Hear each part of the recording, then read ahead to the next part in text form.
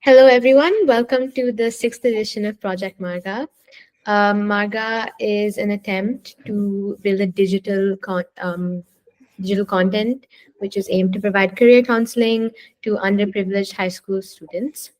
If you're watching this podcast for the first time, a quick introduction about myself. My name is Mahika Srivathsa. I'm a 12th grade student in Canadian International School, Bangalore. Today we have with us Mr. Danny Liao, who is an entrepreneur and who runs a popular salon in Bangalore. Mr. Danny is also passionate about social causes, and he's done a lot of work with young and aspirant professionals, guiding them to enter the beauty industry. So, welcome to Marga, Mr. Danny. Thank you so much. Thank you much. Hi, everybody. Thank you for watching this. And yeah, I'm happy to be here. Thank you for the opportunity. Okay, so we'll get started. Can you explain in simple words what all the beauty industry caters to? I think the beauty industry caters to opportunities, right?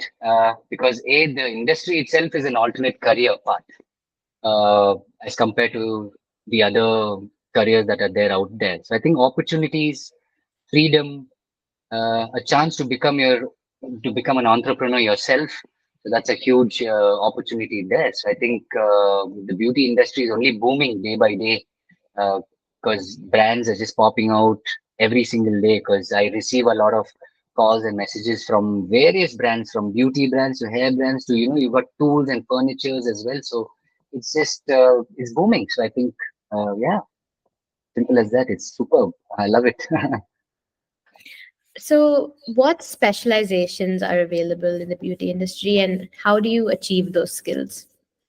So I think the specializations are, you can be a fantastic hairdresser that, makes styles for, like, say, runaway shoots and editorials. Then you've got hair cutters, or hair stylists who cut hair and create shapes. And you've got technicians, then you've got nail artists, then you've got beauticians and masseurs. So there are various specializations in this category, right? And the only I think the only mantra, the only success that you can have in this particular field would be, of course, you need to be hungry to learn certain things, certain techniques, and you need to have the passion for whatever you're going to choose.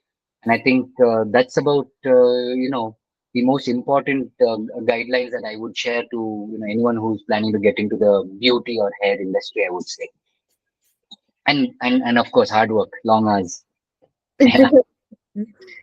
So, what minimum education qualification is needed to be in this career? So I think in India, there is no minimum qualification. Uh, Sometimes it's unfortunate, or sometimes it's fortunate. Because it's unfortunate because if you see the quality of hairdressing in the country has taken a very long time to improve. But at the same time, because there is no minimum qualification required, then the lower middle class or the middle class who can't, who are not educated, get an opportunity to get into this as well. So I think it's just um, it's so important that they have a very good mentor to guide them the right way, whether you're educated or not educated. Having a mentor is super important. But yeah, so there's no minimum qualification. I think just basic English is what is necessary, at least in India right now. Okay. And what inspired you to come into this profession? Okay. So my grandmom was a very big inspiration for me because I come from a family of hairdressers. So, growing up, I would go to my grandmom's salon to spend time with her. And, she would give me pocket money in return. So I was very happy for that part of it. But then slowly, when I spent a lot more time, I saw the friendship and the relationship she had with her clients. And it was so beautiful, actually. It was only laughter and giggles. And they would also share a lot of personal things. So, my grandmom was like a therapist for her clients as well. So I saw the beauty and versatility of this field. So I think she's the biggest inspiration for me to get into the field, I would say. Yeah. That's really sweet. What do you do to keep up like with the latest trends in this like really highly dynamic profession? Okay, so I think I'm from the bridge gap generation where when I was getting into hairdressing, there was no social media, there was no YouTube. I'm not that old, okay? So, but it's just that I did not have, YouTube and Instagram, but we had books. So, I was very lucky because my grandmom's sister was a hairdresser in the UK, and every year she would come down for Christmas and meet the family, and she would ask me, Danny, what do you want? All the other cousins wanted this chocolates and this remote control cars and stuff like that. But I said, can you get me some hairdressing books, like some magazines? So I think she was one of the main catalysts for me to being able to understand styles at that time. And then, of course, social media came in, and I continue to take a lot of online classes. And Google's there right now, so you can search for anything on Google. But I spend a lot of time on my off day studying videos and studying what's new and stuff like that. So I think both. I think books and social media were a very very big uh,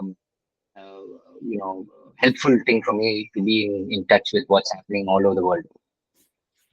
Okay. If any of my fellow high school students are watching Yeah, this, what would you say to them to motivate them to like consider this field?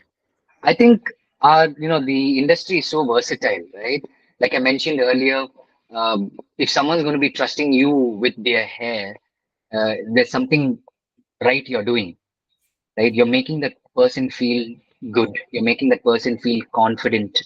You also automatically become a sounding board for that person if she or he wants to share anything. So we automatically become a doctor as well, like a therapist as well. So I think over the years, I've grown so much as a person by just interacting with so many people and all different fields, like from students to scientists to artists to dancers. It's amazing because I don't need to even switch on the TV for me to understand what's happening, right? So if you're watching this and if you want to do something that's challenging and at the same time fun at the end of what you create with hair, is super satisfying at the end of the day. And the last thing is when you're out somewhere and someone recognizes you from such a like a distance and come all the way and oh my god, can we take a picture, you know and then they introduce me to the whole table, of friends and family. I mean, yeah, that's something that is priceless. Money can't buy that. Okay, that's all I had for today. Awesome. Thank you, Mr. Danny, for your valuable time in supporting this initiative. Awesome. Thank you so much. Awesome. And all the best for your the initiative as well, so good luck with that. Thank you. Awesome. For those who are watching, any feedback is good. Please comment, like, and share the post as well. We always welcome you to be part of the initiative, and you can contact me to keep in touch. Thank you. See ya. Bye.